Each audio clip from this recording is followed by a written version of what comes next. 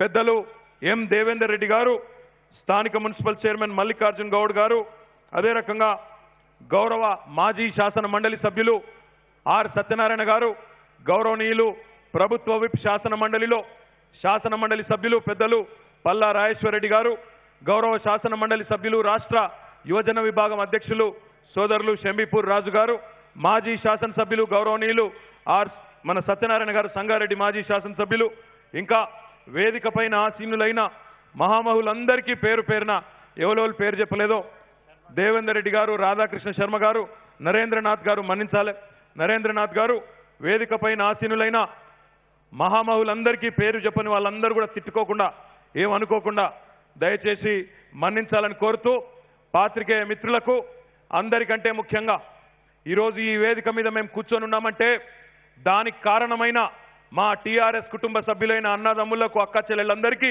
నా శిరస్సు వంచి మీ అందరికీ కూడా నమస్కారం చేసుకుంటా ఉన్నా. మెదక్ జిల్లాకు వచ్చి అందులో ముఖ్యమంత్రి గారు ప్రాతినిధ్యం వహిస్తున్న ఈ పార్లమెంట్ స్థానానికి మన్నించాలి ఒంటేరు ప్రతాప్ రెడ్డి గారు ఒకసారి అభివాదం చేయండి అందరికీ. ఒంటేరు ప్రతాప్ రెడ్డి గారికి, అదే రకంగా ఇంకా వేదిక పైన ఉన్న మహానుభావులందరికీ, ఈ ప్రాంతానికి వచ్చి 1,00,000 మెజారిటీ సాధించిన హరీష్ రావు గారు ఉన్న నియోజకవర్గానికి, గజ్వేల్ నియోజకవర్గానికి ఇప్పటికే ఎన్నోసార్లు ప్రాతినిధ్యం వహించి దుబ్బాక నుంచి 4వసారో 5వసారో గెలిచిన రామలింగారెడ్డి గారికి, అది కూడా ముత్యంరెడ్డి గారు తోడైన తర్వాత అక్కడ కూడా అక్కడేం మిగలలేదు. దుబ్బాక ఏకపక్షమే, మెదకు ఏకపక్షమే. మొత్తంగా చూసినట్టయితే అన్ని నియోజకవర్గాల్లో కూడా ఒక ఏకపక్షమైన వాతావరణం ఉన్న ఈ నియోజకవర్గానికి వచ్చి కొత్తగా నేను చెప్పేదేం లేదు. కానీ పెద్దలు హరీష్ రావు గారు చెప్పిన దాంతో నేను ఏకీభవిస్తా ఉన్నా. ఈరోజు పోటీ మనకు కాంగ్రెస్కు బీజేపీకి లేదు. ఈరోజు ఈ రాష్ట్ర వ్యాప్తంగా పార్లమెంటు నియోజకవర్గాల్లో పోటీ ఉన్నది అంటే ఆ పోటీ మనం ఒకరితో ఒకరు మెజారిటీలు సాధించే విషయంలో పోటీ ఉన్నది తప్ప వేరేది లేదనే మాట కూడా నేను మీకు విజ్ఞప్తి చేస్తా ఉన్నా. అయితే హరీష్ రావు గారు ఒక మాట అన్నారు, మన పోటీ కరీంనగర్తో వరంగల్తో అన్నారు. నేను కరీంనగర్ నుంచి ఎమ్మెల్యేగా ఉన్నా, నేను మిమ్మల్ని సవాల్ చేస్తా ఉన్నా మెదక్ పార్లమెంట్ నియోజకవర్గంలో మాకంటే ఎక్కువ మెజారిటీ తీసుకొచ్చి రుజువు చేసుకోవాలని చెప్పి ఈ వేదిక మీద ఉండే నాయకులకు, ముందుండే నాయకులకు సవాల్ చేస్తా ఉన్నా అని చెప్పి కూడా ఈ సందర్భంగా విజ్ఞప్తి చేస్తా ఉన్నా. మీకంటే ముఖ్యమంత్రి గారు ప్రాతినిధ్యం వహిస్తున్న మీ నియోజకవర్గం కంటే ఒక్క ఓటన్నా ఎక్కువ తెచ్చుకొని కరీంనగర్ నుంచి తప్పకుండా ముందుంటామనే విషయాన్ని కూడా ఈ వేదిక ద్వారా చెప్తా ఉన్నా. ఇక మీకు మరి బాబామదులు కాదు, నేరుగా ముఖ్యమంత్రి గారితోనే.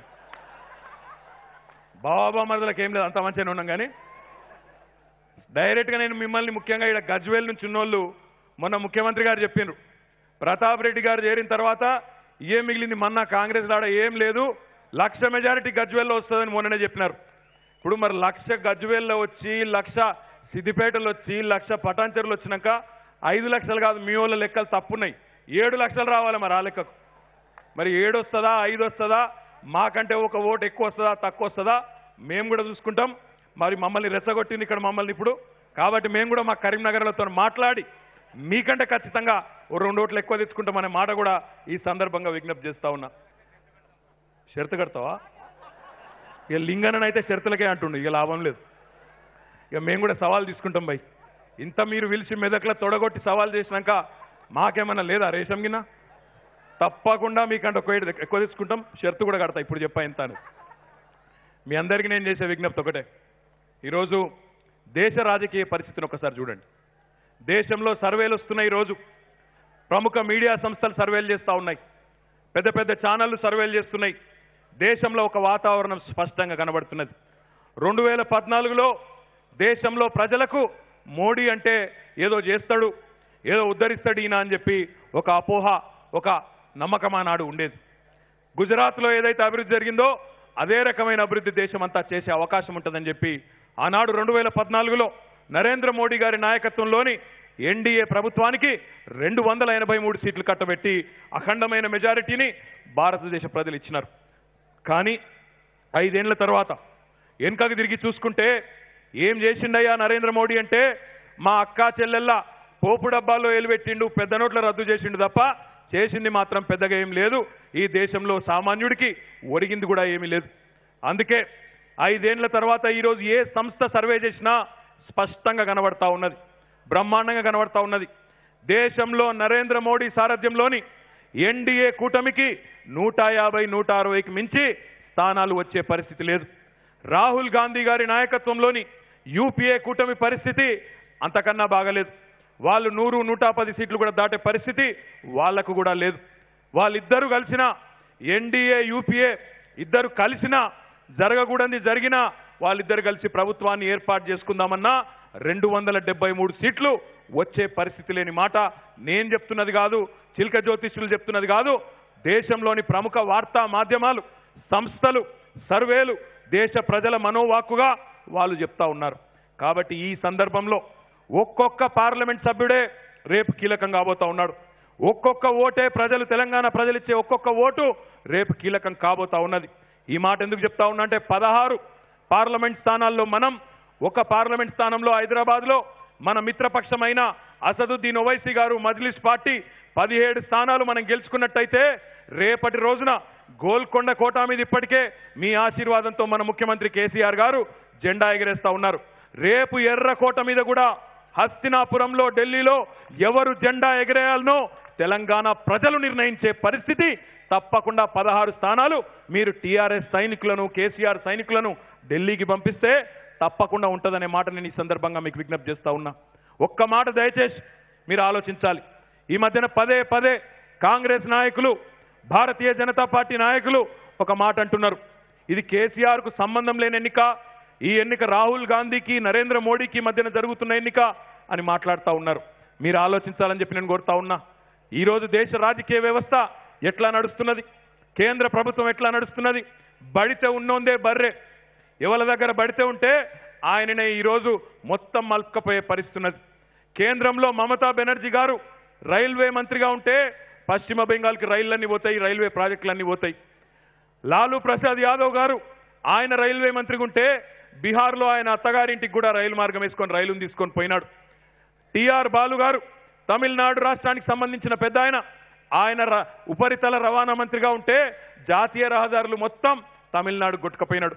అంతెందుకు, గౌరవ ప్రధానమంత్రి నరేంద్ర మోడీ గారు గుజరాత్ నుంచి ప్రాతినిధ్యం వహిస్తున్నారు కాబట్టి, గుజరాత్ రాష్ట్రానికి సంబంధించిన వ్యక్తి కాబట్టి ఈ దేశంలో బుల్లెట్ రైలు ప్రవేశపెట్టాల్సి వస్తే ఎక్కడి నుంచి ఎక్కడికి పెట్టిండు, ఢిల్లీ నుంచి ముంబైకి, మొత్తం గుజరాత్లోంచి ఢిల్లీ నుంచి ముంబైకి బుల్లెట్ రైలు పోయింది తప్ప తెలంగాణ కానీ, హైదరాబాద్ కానీ, దక్షిణాది రాష్ట్రాలు కానీ వాళ్ళ ప్రణాళికలు ఎక్కడన్నా ఉన్నాయా ఒక్కసారి మీరు ఆలోచించాలని చెప్పి నేను కోరుతా ఉన్నా.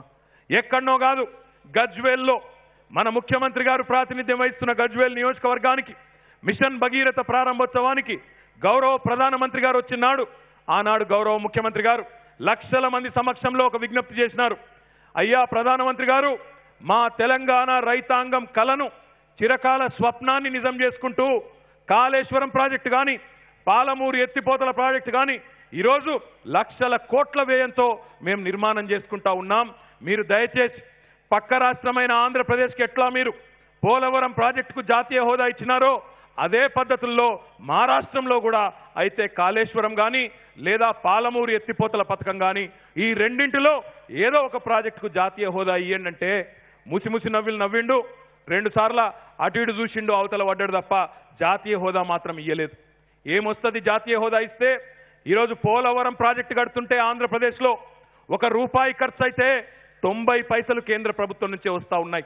మరి రేపటి రోజున 16 మంది సైనికులు, కేసీఆర్ సైనికులు పార్లమెంటులో అక్కడ ఉంటే, మన చేతిలోనే కేంద్ర ప్రభుత్వ జుట్టు ఉంటే, మనమే నిర్ణయాత్మకమైన పాత్రలో ఉంటే తన్నుకుంటూ రాదా జాతీయ ప్రాజెక్టు హోదా? కాళేశ్వరం ప్రాజెక్టుకు మీరు ఆలోచించాలని చెప్పి నేను కోరుతా ఉన్నా. తన్నుకుంటూ రాదా వేల కోట్ల నిధులు మన ప్రాజెక్టులకు మీరు ఆలోచించాలని చెప్పి నేను కోరుతా ఉన్నా. అది మాత్రమే కాదు, ఆనాడు హరీష్ రావు గారి నేతృత్వంలో మిషన్ కాకతీయ కార్యక్రమం కానీ పెద్దలు కేసీఆర్ గారి ఆశీస్సులతో, అదే రకంగా ఆనాడు గ్రామీణ నీటి సరఫరా మంత్రిగా మిషన్ భగీరథ కార్యక్రమాన్ని మేము ప్రారంభించినప్పుడు కానీ గౌరవ పెద్దలు ముఖ్యమంత్రి గారి ఆశీస్సులతో ఆ 2 ప్రాజెక్టులకు సంబంధించి మేము ఎప్పుడు ఢిల్లీకి పోయినా ఢిల్లీలో ఉండే పెద్దవాళ్లను, మంత్రులను, అక్కడి కార్యదర్శులను కలిసినా మాకు కితాబులు ఇచ్చేది, పొగిడేది. అబ్బా బాబా ఎంత మంచి పథకమయ్యా మీ ముఖ్యమంత్రిది, ఎంత ముందు చూపు, ఎంత గొప్ప పథకాలు, మిషన్ కాకతీయ, మిషన్ భగీరథ అని పొగిడేది. నీతి ఆయోగ్ వాళ్ళు ఢిల్లీ నుంచి హైదరాబాద్కు వచ్చినాడు ఆనాడు ఇక్కడ మీటింగ్ పెట్టి ఇక్కడ మనం ప్రజెంటేషన్ ఇచ్చినాం. ఇంటింటికి తాగునీరు ఇచ్చే కార్యక్రమం, గ్రామ గ్రామాన ఉండే చెరువులు బాగు చేసుకునే కార్యక్రమం ఇవి చేస్తున్నామంటే సంబురపడ్డరు, సిఫారసు చేసినారు. కేంద్ర ప్రభుత్వానికి నీతి ఆయోగ్ సిఫారసు చేసింది. 5,000 కోట్ల రూపాయలు మిషన్ కాకతీయకి ఇవ్వండి, 19,000 కోట్ల రూపాయలు మిషన్ భగీరథకి ఇవ్వండి, మొత్తం కలిపి 24,000 కోట్ల రూపాయలు తెలంగాణ రాష్ట్రానికి ఇవ్వండి అంటే నరేంద్ర మోడీ గారు 24,000 కోట్లు నీతి ఆయోగ్ సిఫారసు చేస్తే 24 పైసలు కూడా ఇవ్వలేదన్న మాట ఈ సందర్భంగా నేను మీకు విజ్ఞప్తి చేస్తా ఉన్నా. రేపు ఢిల్లీలో ఆ కేంద్ర ప్రభుత్వ జుట్టు మన చేతుల్లో ఉంటే, మన 16 మంది సైనికులు అసదుద్దీన్ గారితో కలిస్తే 17 మంది ఢిల్లీలో మన వాళ్ళు ఉంటే, నిర్ణయాత్మకమైన పాత్రలో ఉంటే, ఆ 24,000 కోట్లు తన్నుకుంటూ రావా ఒక్కసారి మీరు ఆలోచించాలని చెప్పి నేను కోరుతా ఉన్నా. చాలా మంది చాలా మాట్లాడుతున్నారు. ఈరోజు చూసిన పొద్దున భారతీయ జనతా పార్టీ నాయకులు కిషన్ రెడ్డి గారు ఈ ఎన్నికల్లో కేసీఆర్ ఏం చేస్తాడు, ఆయనతో ఏమవుతుందని మాట్లాడుతున్నాడు. మీరు ఆలోచించాలని కోరుతా ఉన్నా. ఇదే రకమైన నరకుడు బీజేపీ వాళ్ళు శాసనసభ ఎన్నికలకు ముందు కూడా మస్తుగా మాట్లాడారు. మేము ఇది చేస్తాం, అది చేస్తాం, ఇక మేము లేస్తే మనుషులం కాదని చెప్పి డైలాగులు కొట్టిండ్రు. కానీ ఆఖరికి ఏమైంది, 103 స్థానాల్లో భారతీయ జనతా పార్టీ అభ్యర్థులు తమ డిపాజిట్లను కోల్పోయి ఈరోజు ముఖం లేని పరిస్థితుల్లో, బయటికి ప్రజల్లోకి పోలేని పరిస్థితుల్లో ఉన్న భారతీయ జనతా పార్టీ కేవలం తెలంగాణలోనే కాదు చాలా రాష్ట్రాల్లో అధోగతి పాలైపోయి ఈరోజు మోడీ గారి పరిపాలన పట్ల ప్రజలు విముఖతను వ్యక్తం చేస్తున్న పరిస్థితి మన కళ్ళ ముందు కనబడతా ఉన్నది. అందుకే మనం ఆలోచించవలసిన అవసరం ఉన్నది. ఈరోజు మన పథకాలు దేశానికి ఆదర్శమైనాయి. మన నాయకుడి పరిపాలన, కేసీఆర్ గారి పరిపాలన దేశానికే ఆదర్శమైంది. రైతు బంధు అనే కార్యక్రమాన్ని 71 ఏళ్ల స్వాతంత్ర భారతదేశంలో ఏ ఒక్క నాయకుడైనా ఆలోచించినాడా?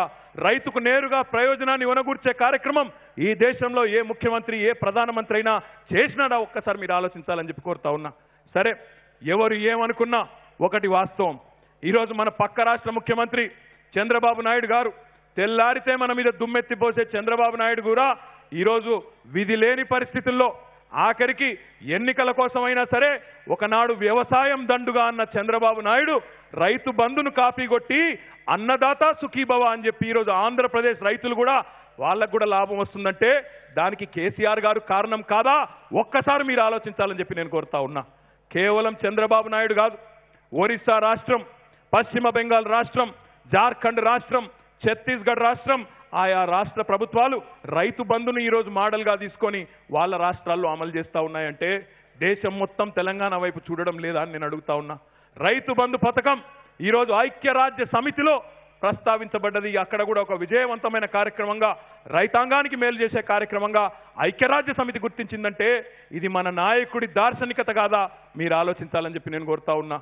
ఏ నరేంద్ర మోడీ గారి మీదనైతే ఈ దేశంలో అన్నో ఎన్నో ఆశలుండేదో, ఆయన కూడా ఆఖరికి కేసీఆర్ గారి రైతు బంధును కాపీ కొట్టి పీఎం కిసాన్ అని చెప్పి ఈరోజు దేశంలోని 12-13 కోట్ల మంది రైతులకు అంతో ఇంతో లాభం వస్తున్నదంటే అది కేసీఆర్ గారి క్రెడిట్ కాదా?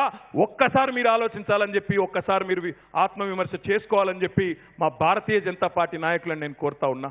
ఒక రైతు బంధు మాత్రమే కాదు, ఈ దేశంలో ఒక రైతు మరణిస్తే ఆ రైతు కుటుంబం రోడ్డున పడకుండా రైతు బీమా లాంటి కార్యక్రమం ద్వారా రైతుల్లో ఒక ఆత్మవిశ్వాసాన్ని, స్థైర్యాన్ని, ఆ కుటుంబాలకు మనోధైర్యాన్ని ఇచ్చిన నాయకుడు కేసీఆర్ గారు. ఈరోజు గర్వపడతా ఉన్నాం మేమందరం. ఈ వేదిక మీద కూర్చున్న వాళ్ళం కానీ, ఈ వేదిక ముందున్న మీరు కానీ గర్వపడే విధంగా కేసీఆర్ గారి పరిపాలన సాగుతూ ఉన్నది. సంక్షేమం ఒకవైపు, అభివృద్ధి మరొక వైపు. గ్రామాల్లో మొన్ననే మనం చూసినాం, ఎన్నికల ప్రచారంలో పోతే ముసలవ్వలు ముసలయ్యలు దీవెన పెడుతున్నారు. కేసీఆర్ మా పెద్ద కొడుకు, ఆయన చేయబట్టి 3 ఏళ్లు నోట్లకు పోతున్నాయి, 3 పూటల తింటున్నాం కొడుక అని చెప్పి దీవెన ఇస్తా ఉంటే గొప్పగా అనిపిస్తున్నదా లేదా? గుండెలు ఉప్పొంగుతున్నాయా లేదా? ఒక్కసారి ఆలోచించాలని చెప్పి నేను కోరుతా ఉన్నా. కళ్యాణ లక్ష్మి, షాదీ ముబారక్, కేసీఆర్ కిట్ల ద్వారా ఈరోజు అద్భుతంగా మా ఆడబిడ్డలందరి కోసం అపురూపమైన కొత్త పథకాలు తీసుకొని వచ్చిన నాయకుడు కేసీఆర్ గారు కాదా అని నేను అడుగుతా ఉన్నా. మరి ఈ పథకాలు దేశం మొత్తం తెలవాలంటే, దేశంలో మనం నిర్ణయాత్మకమైన పాత్రలో ఉంటే ఈరోజు తెలంగాణలో జరుగుతున్న అభివృద్ధి నమూనా దేశం మొత్తానికి పరిచయం చేసే సత్తా మన నాయకుడికి ఉన్నదనే మాట కూడా ఈ సందర్భంగా నేను మీకు విజ్ఞప్తి చేస్తా ఉన్నా.